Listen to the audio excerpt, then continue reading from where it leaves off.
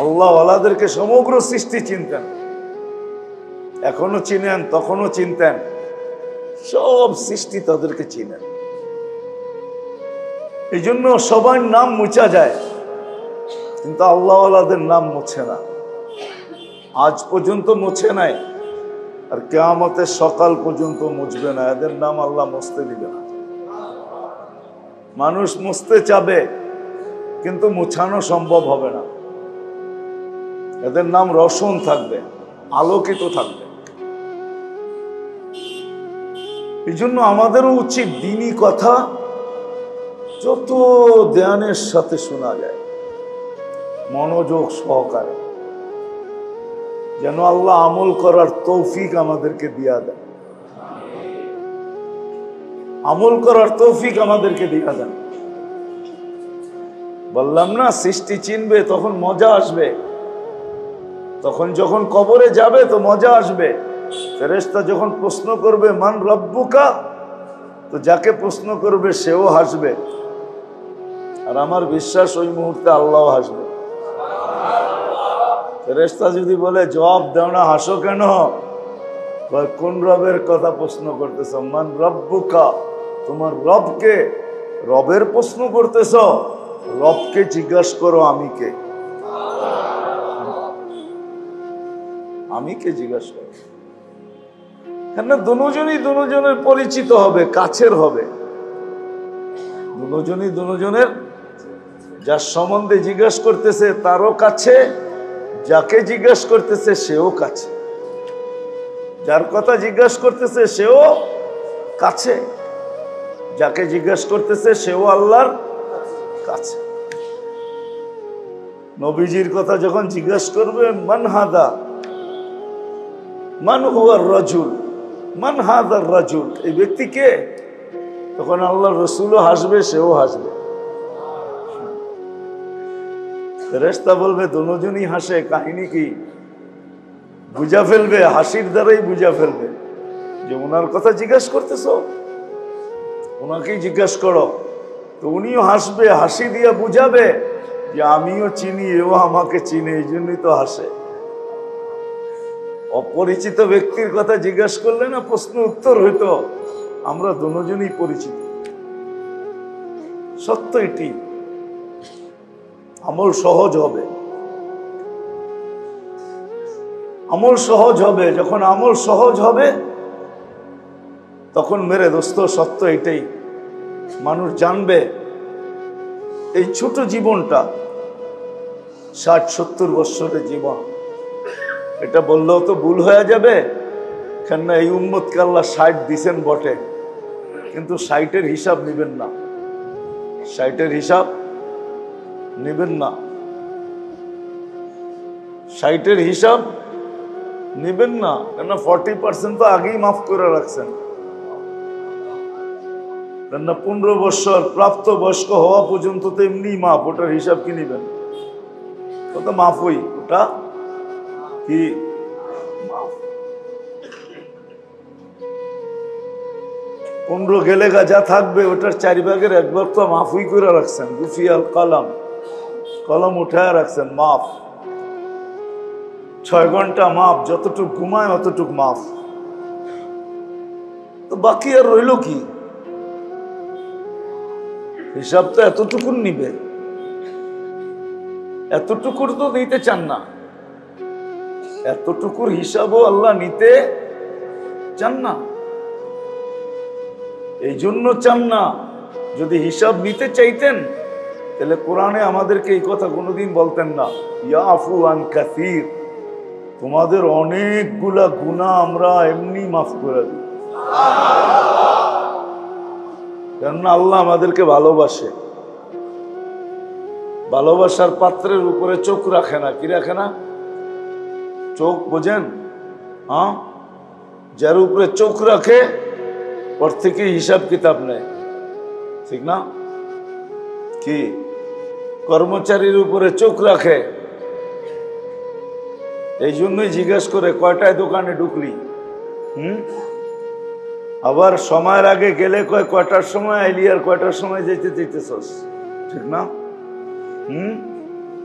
মাসের শেষে এই জন্যই হিসাব করে বলে কয়দিন ডিউটি করলি, বেতনের লেগে হাত দাঁড়ায় আসস, ঠিক না?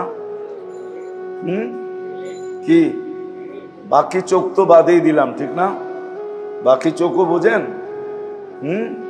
সারাদিন চোখ রাখে, হাত কোন দিকে যায় কোন দিকে রাখে, ঠিক না? কিন্তু যখন প্রিয়জন হয়, নিজের ছেলে, নিজের আপনজন, তো যদি অবেলাও আসে তো ওরে অভ্যাস করাইতেছি, আসুক না, আস্তে আস্তে অভ্যাস হবো, আস্তে আস্তে। কি কি মনে হয় বুঝাইতে পারতেছি না? আস্তে আস্তে অভ্যাস হইব।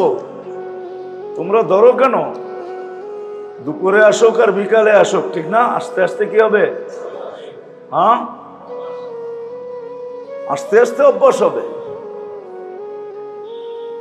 আর কিছু যদি করেও বসে তো বাপে হাসে আর বলে, আরে বাপেরটাই তো করছে, অন্যেরটা তো করে নাই, ঠিক না? মনে হয় বোঝেন নাই। যদিও আল্লাহর সাথে এই তুলনা হয় না, বুঝানোর জন্য বলতেছি। আল্লাহ আমাদের উপরে চোখ রাখতে চান না, এই জন্য অনেকগুলো এমনি মাফ করে দিই, ভালোবাসেন তো এই জন্য চোখ রাখতে চান না। আমরা ভালোবাসার পাত্র, চোখ রাখেন না, অনেকগুলো এমনি মাফ করে দিই।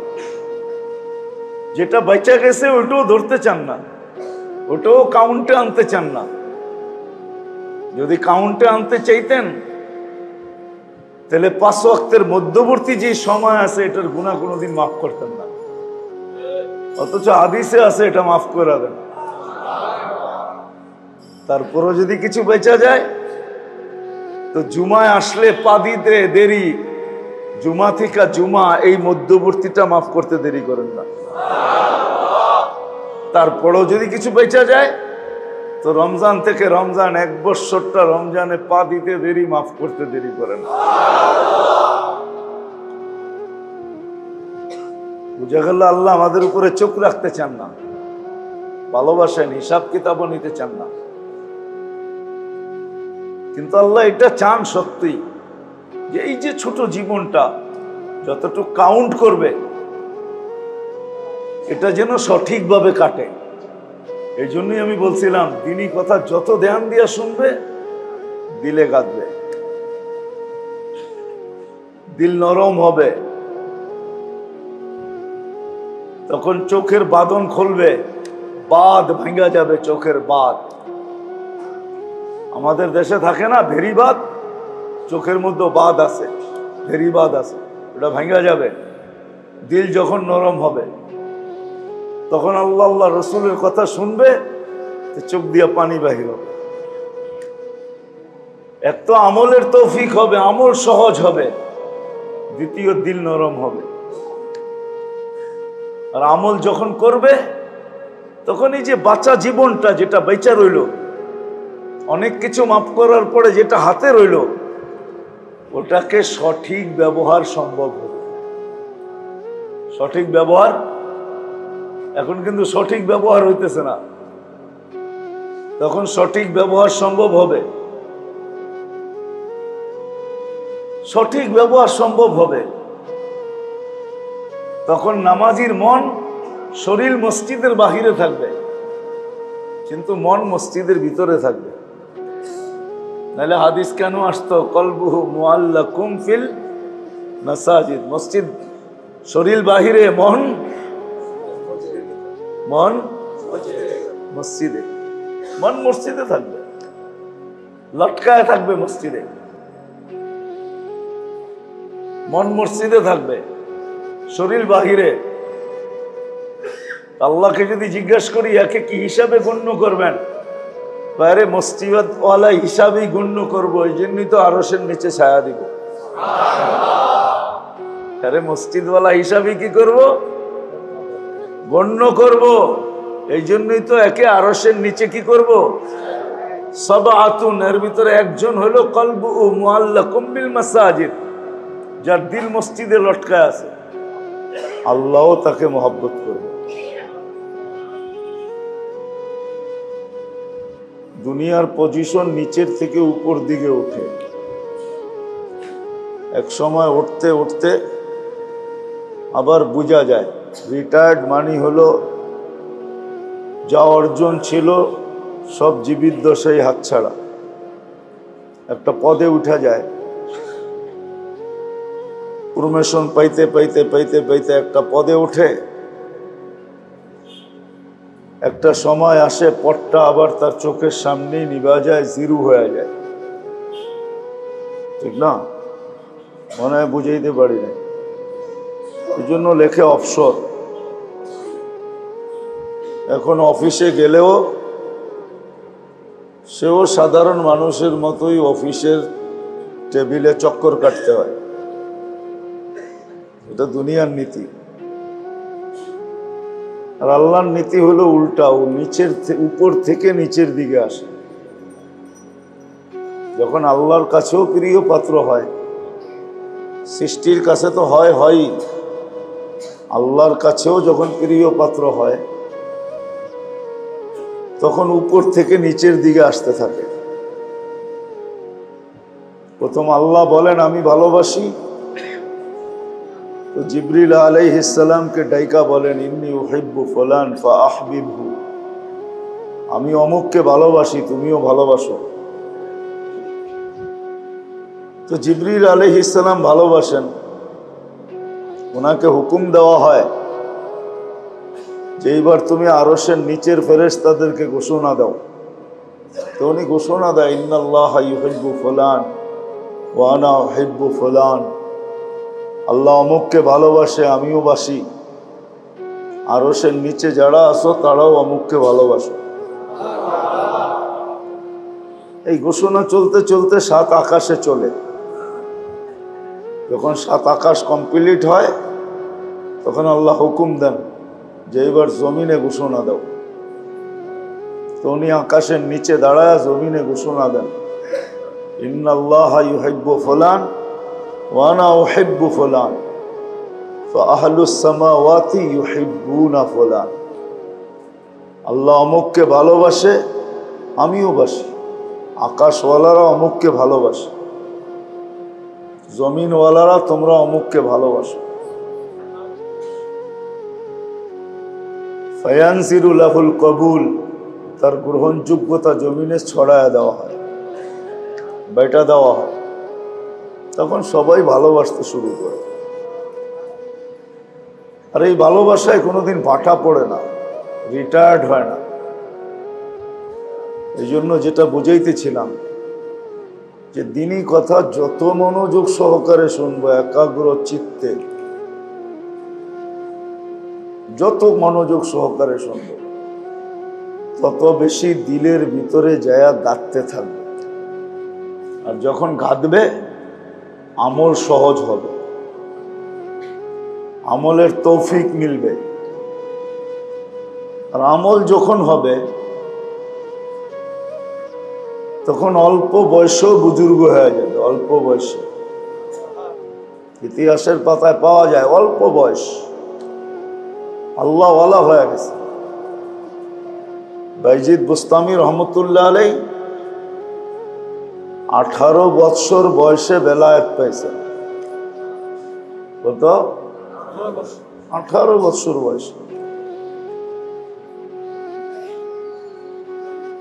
তাও আল্লাহর রসুল স্বপ্নে যুগে ওস্তাদকে বইলা দিয়া গেছে যে বাইজিদ বুস্তামি ওলি হয়ে গেছে,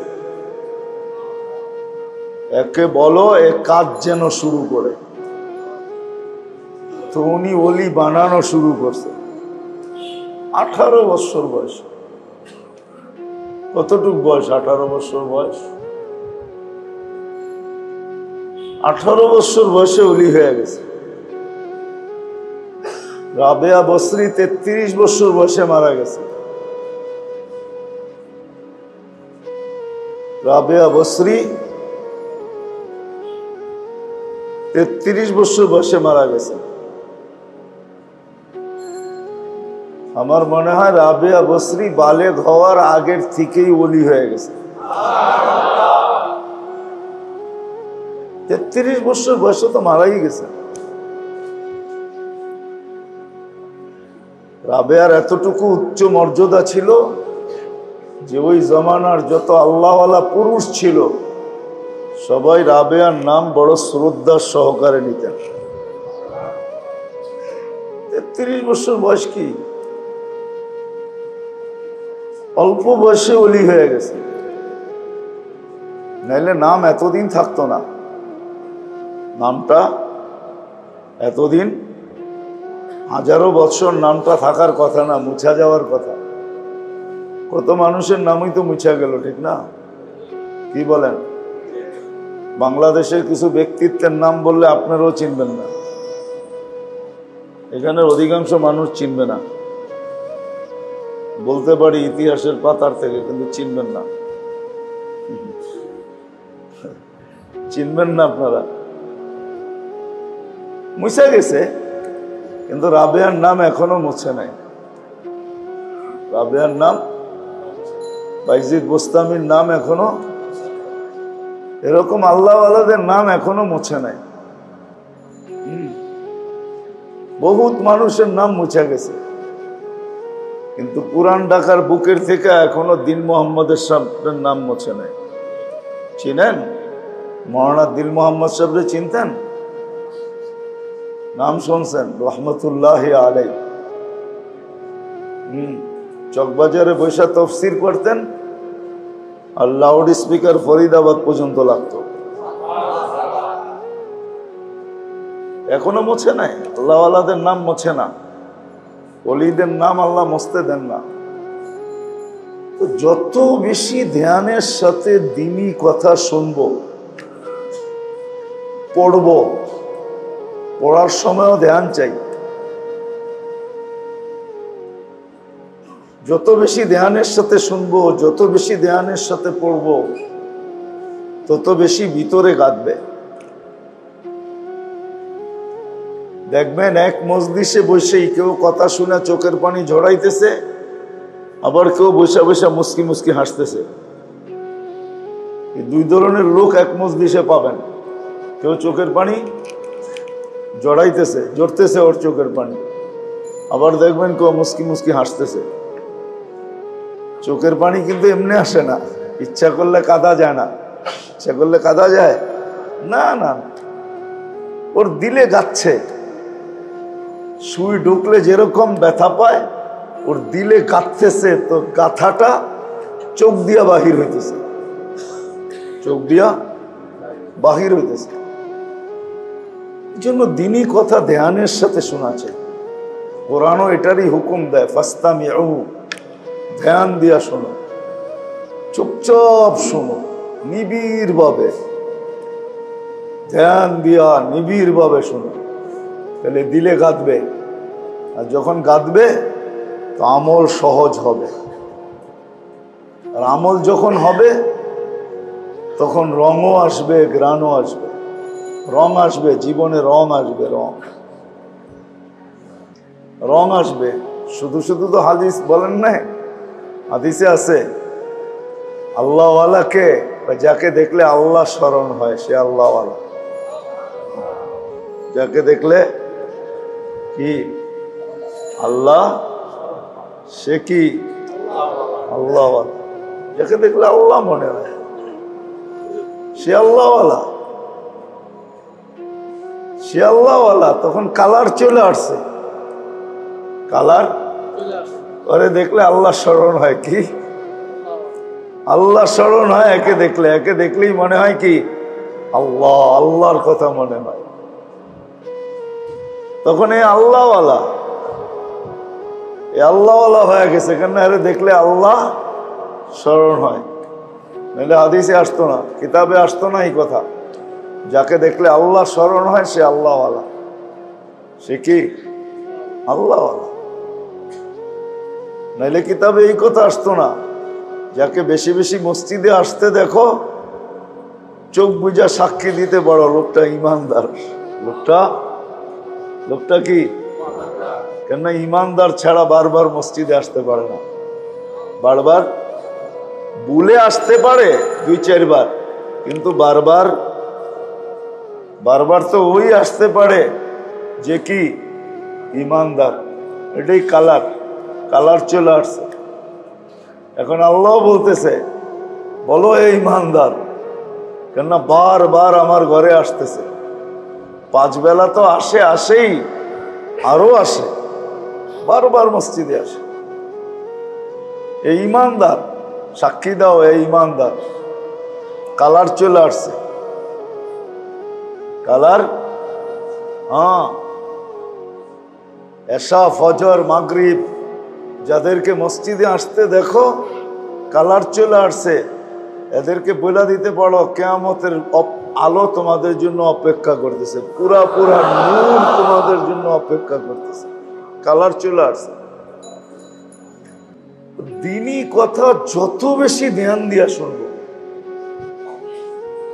মন দিয়া একাগ্র চিত্তে চুপচাপ, তত বেশি দিলে গাঁদবে।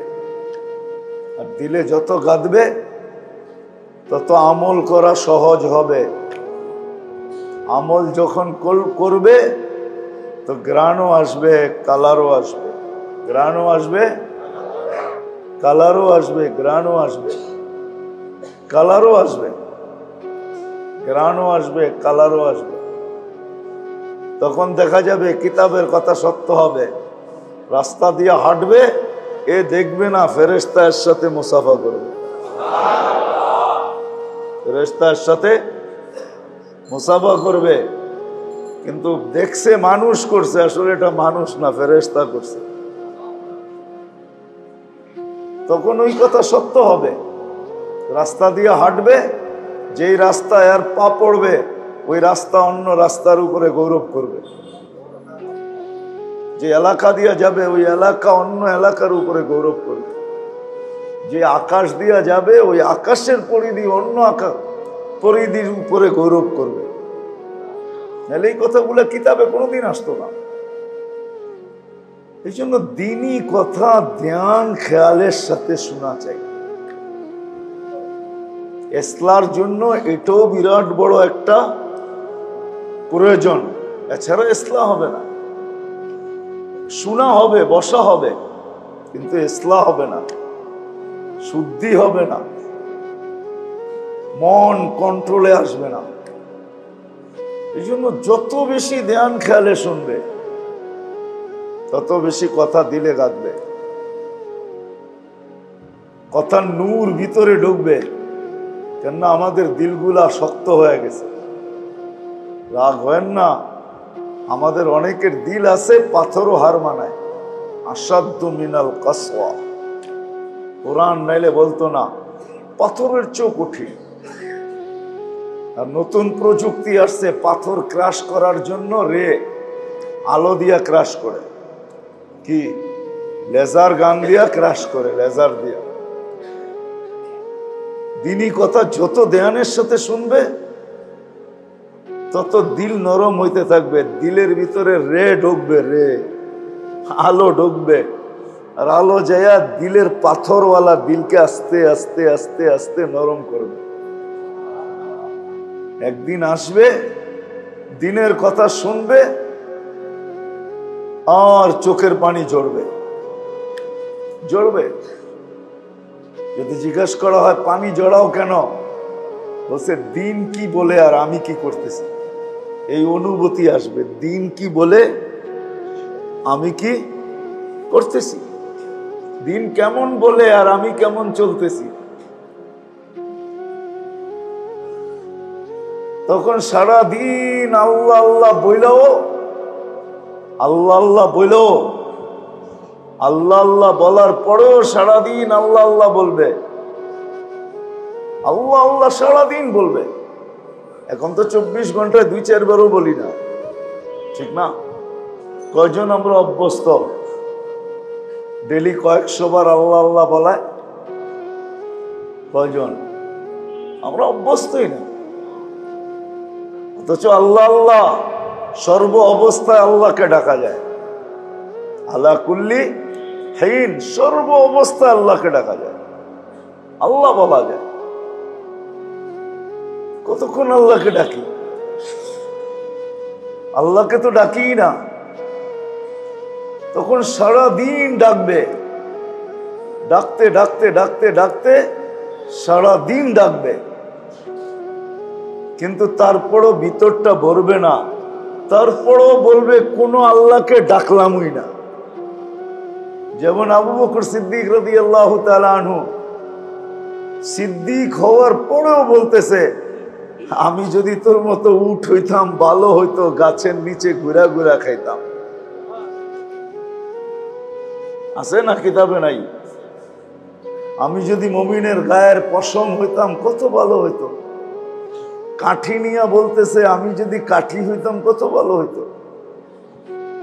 অথচ নবী রসুলদের পরে যিনি সবচেয়ে বেশি আল্লাহর কাছে মাহবুব, যিনি সিদ্দিক না সিদ্দিকে আকবর, সিদ্দিকিয়াত এই শব্দটা যার ভিতর থেকে বাহির হয়েছে, সিদ্দিকিয়াতের চশমাটা, ঝর্ণাটা, এটা আবু বকর সিদ্দিক রাদিয়াল্লাহু তাআলা আনহু থেকে বাহির হয়েছে। এর আগে দুনিয়া এই শব্দটাই জানতো না, এই শব্দটা দুনিয়া জানতো না। ফারুকে আজমের মতো মানুষ বলতেছে, তোর মা যদি তোকে জন্মই না দিত, তুই জন্ম নিলি কেন? অথচ ফারুকে আজম, আরবির সাথে সম্পর্ক নাই তো। এই ফারুক শব্দটার ঝর্ণা ওনার শরীর থেকে ফুটা বাহির হয়েছে। এর আগে দুনিয়া ফারুকই জানতো না যে ফারুক জিনিসটা কি। যেমন করুণা শব্দটা আমাদের ডিকশনারিতে ছিল না, 2020-এ এটা ডিকশনারিতে যোগ হয়েছে, ঠিক না? দুনিয়া জানতো না ফারুক কি জিনিস। ওনার থেকে এই শব্দটা উৎপত্তি হয়ে বাহির হয়েছে। উনি বলতেছে, আমাকে যদি আমার মা জন্মই না দিত। যখন দিলে গাঁদবে, রে ঢুকবে, আলো ঢুকবে, দিল নরম হবে, তখন ইবাদত সহজ হবে, ফুটবে, ঘ্রাণ বাহির হবে, কালার আসবে, কিন্তু নিজে ভিতর থেকে একবারে শূন্য হবে। যেটাকে বলে না রিয়া, না ওজব, না সুমা, কিচ্ছু থাকবে না। এগুলো রোগ, এই রোগগুলো থাকবে না। সারাদিন আল্লাহ আল্লাহ আল্লাহ বলতে বলতে বলতে বলতে বলতে সারাদিন পরে তারপর হাত উঠায় বলবে, আল্লাহর রসুল যেরকম সমগ্র সৃষ্টির বন্দেগী যদি এক জায়গায় রাখা হয়, আমাদের নবীজির এক মুহূর্তের বন্দেগী যদি আরেক জায়গায় রাখা হয়, তো এটা সবচেয়ে বেশি ভারী হবে, ওজনওয়ালা হবে। কিন্তু এমন বন্দেগীর পরেও বলতেছে, মা আবাদনা কা হাক্কা ইবাদতি, আপনার শান অনুযায়ী আমার থেকে কিছু হয় নাই। আপনি যদি রহমতের চাদর দিয়ে আমাকে ডাইকা নেন। এই জন্য মেরে দোস্ত, দিনী কথা শোনা পড়া যত ধ্যানের সাথে হয়, তত বেশি ভিতরে গাঁদবে, তত বেশি আমার ভিতরে আমল করা সহজ হবে। আর আমল যখন হবে, তখন আমার ভিতরে কালার আসবে, ঘ্রাণ আসবে, সৃষ্টি আকৃষ্ট হবে। আল্লাহ আমাকে বন্ধু বানায় নিবে, আল্লাহ বন্ধু হবে। ঘোষণা উপর থেকে আস্তে আস্তে নিচের দিকে আসবে, সমগ্র সৃষ্টির কাছে গ্রহণযোগ্যতা পাবে, সমগ্র সৃষ্টির কাছে।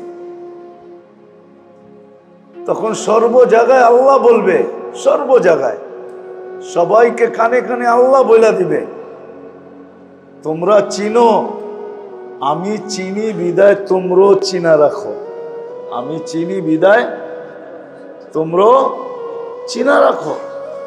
সমস্ত সৃষ্টি তাকে চিনবে, যেটাকে সাহাবাদেরকে সমস্ত সৃষ্টি চিনতেন, আল্লাহ ওয়ালাদেরকে সমগ্র সৃষ্টি চিনতেন, এখনো চিনেন, তখনও চিনতেন, সব সৃষ্টি তাদেরকে চিনেন। এই জন্য সবার নাম মুছা যায়, কিন্তু আল্লাহ ওয়ালাদের নাম মুছে না, আজ পর্যন্ত মুছে নাই। আর কিয়ামতের সকাল পর্যন্ত মুছবে না। এদের নাম আল্লাহ মুছতে দিবে না। মানুষ মুছতে চাবে কিন্তু মুছানো সম্ভব হবে না। এদের নাম রোশন থাকবে, আলোকিত থাকবে। এই জন্য আমাদেরও উচিত দ্বীনি কথা যত ধ্যানের সাথে শোনা যায়, মনোযোগ সহকারে, যেন আল্লাহ আমল করার তৌফিক আমাদেরকে দিয়া দেন। আমল করার তৌফিক আমাদেরকে দিয়া দেন। বললাম না, সৃষ্টি চিনবে তখন মজা আসবে। তখন যখন কবরে যাবে তো মজা আসবে। ফেরেশতা যখন প্রশ্ন করবে মান রব্বুকা, তো যাকে প্রশ্ন করবে সেও হাসবে। আর আমার বিশ্বাস ওই মুহূর্তে আল্লাহ হাসবে। ফেরেশতা যদি বলে জবাব দাও না, হাসো কেন? কোন রবের কথা প্রশ্ন করতেছ? মান রব্বুকা, তোমার রবকে। রবের প্রশ্ন করতেছ? রবকে জিজ্ঞাসা করো আমি কে। আমি কে জিজ্ঞাসা করো। হ্যাঁ, দুজনই দুজনের পরিচিত হবে, কাছের হবে। দুজনই দুজনের, যার সম্বন্ধে জিজ্ঞাসা করতেছে তারও কাছে, যাকে জিজ্ঞাসা করতেছে সেও কাছে, যার কথা জিজ্ঞাসা করতেছে সেও কাছে, যাকে জিজ্ঞাসা করতেছে সেও আল্লাহর কাছে। নবীজির কথা যখন জিজ্ঞাসা করবে মান হাদা, মান হুয়ার রাজুল, মান হাদার রাজুল, এই ব্যক্তি কে? তখন আল্লাহর রাসূলও হাসবে, সেও হাসবে। ফেরেশতা বলবে দুজনই হাসে, কাহিনী কি? বুঝা ফেলবে, হাসির দ্বারাই বুঝা ফেলবে যে ওনার কথা জিজ্ঞাসা করতেছ, ওনাকেই জিজ্ঞাসা করো। তো উনিও হাসবে, হাসি দিয়া বুঝাবে যে আমিও চিনি, এও আমাকে চিনে, এই জন্যই তো হাসে। অপরিচিত ব্যক্তির কথা জিজ্ঞাসা করলে না প্রশ্ন উত্তর হইতো আমরা দুজনই পরিচিত। সত্য এটি। আমল সহজ হবে,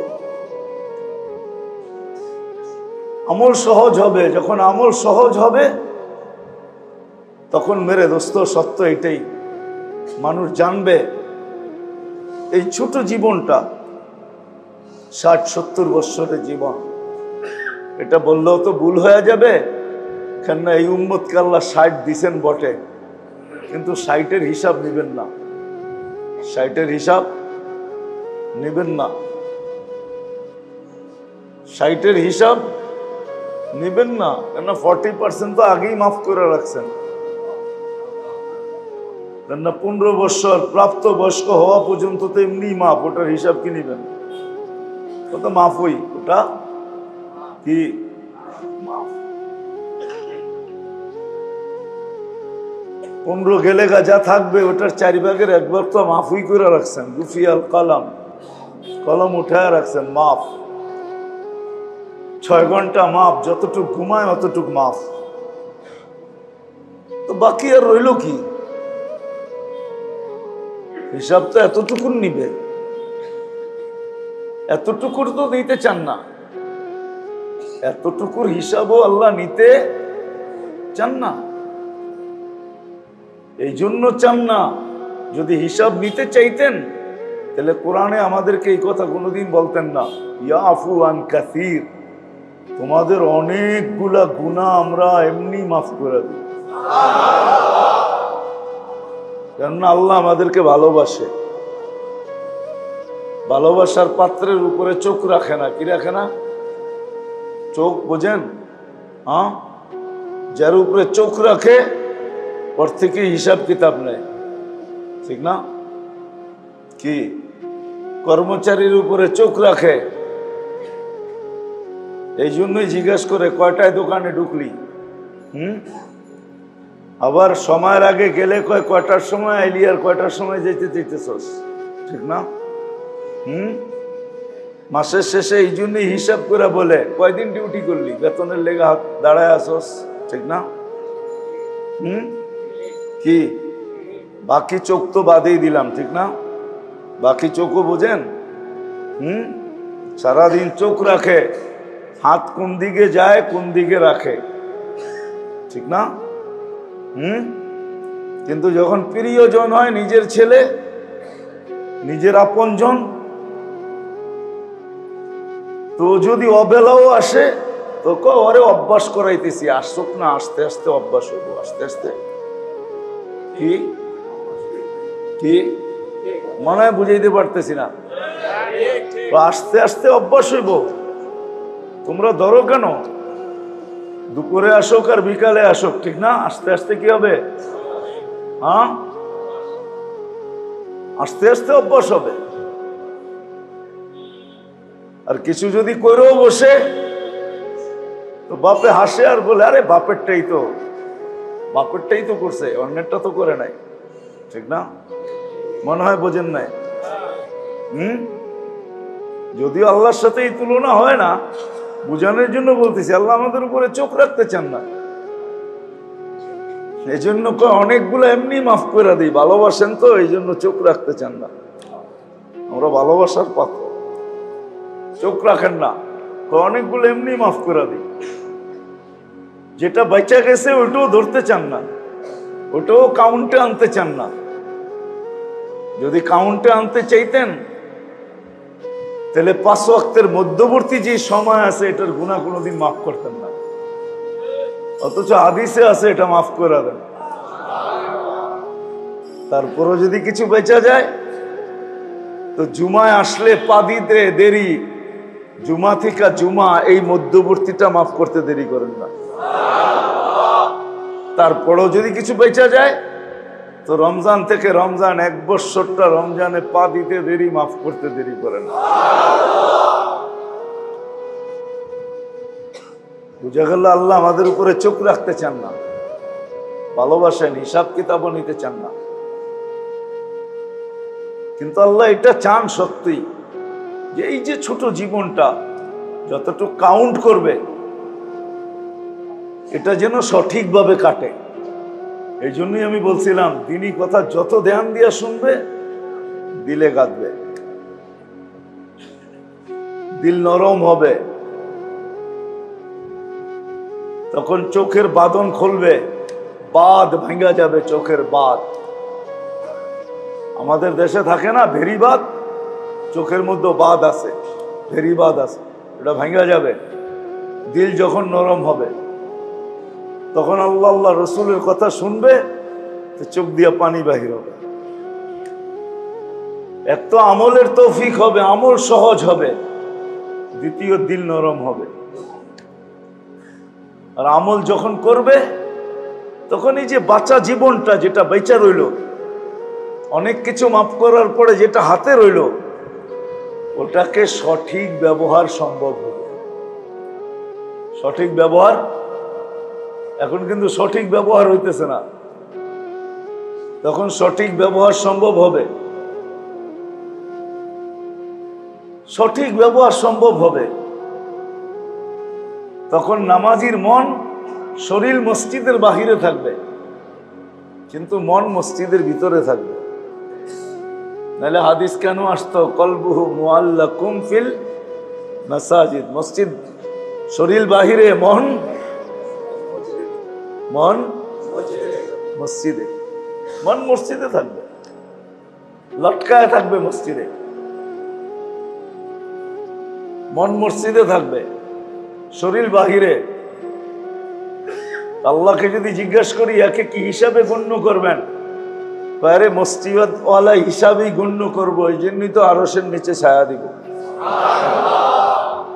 আরে মসজিদওয়ালা হিসাবে কি করব, গণ্য করব, এই জন্যই তো একে আরশের নিচে কি করব, সাবআতুন, এর ভিতরে একজন হলো কলবু মুআল্লাকুম বিল মাসাজিদ, যার দিল মসজিদে লটকায় আছে। এরকম কর্মক্ষেত্রে থাকবে কিন্তু সময়টা সুরক্ষিত হবে।